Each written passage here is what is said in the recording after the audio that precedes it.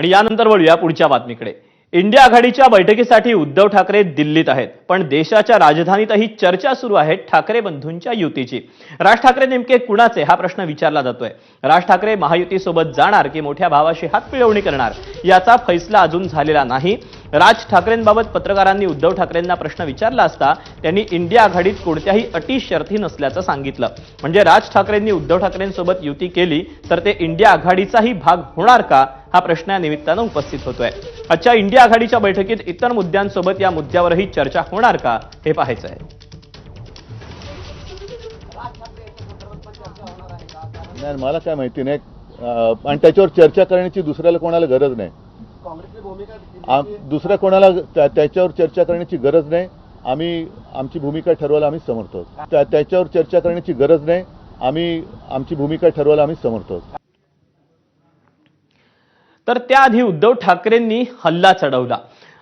बिहार निवडणुकांमध्ये प्रत्येक मतदाराला आपली ओळख सिद्ध करायला लागण्याचे आदेश म्हणजे देशात अघोषित एनआरसी लागू झालाय का असा सवाल उद्धव ठाकरेंनी उपस्थित केला।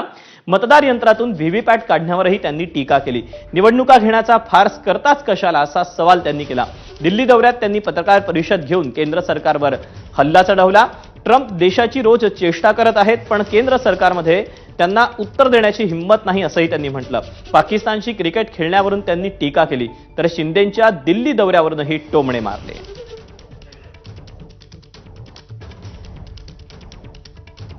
आता बिहारमध्ये जो काय एक मतदार याद्यांचा घोळ झाला त्याच्यामध्ये आता अंतिम निर्णय काय आलेला आहे कल्पना नाही, पण त्याच्यात आलं होतं की स्वतःची ओळख तुम्ही पटवून द्यायची मतदारांनी, बरोबर ना।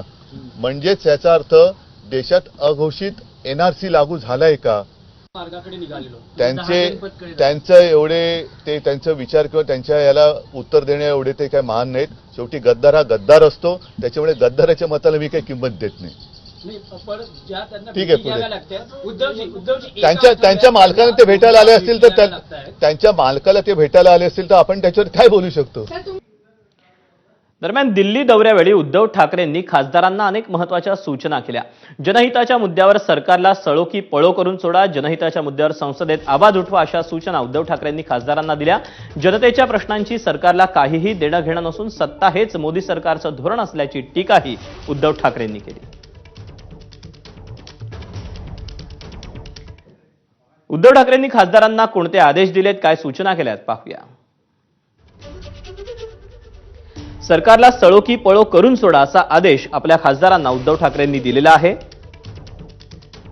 यासोबतच सरकारला जनहिताचं काही देणं घेणं नसल्याचंही उद्धव ठाकरेंनी म्हटलंय। सत्ता हाच भाजप सरकारचा अजेंडा आहे अशी टीकाही त्यांनी केली। जनहितासाठी शिवसेनेचा जन्म झाला, जनहितासाठी संघर्ष हाच शिवसेनेचा जन्मापासून बाणा राहिला आहे। लोकांच्या प्रश्नांवर जोरदार आवाज उठवा अशा सूचना, असे आदेश आपल्या खासदारांना उद्धव ठाकरेंनी दिले आहेत।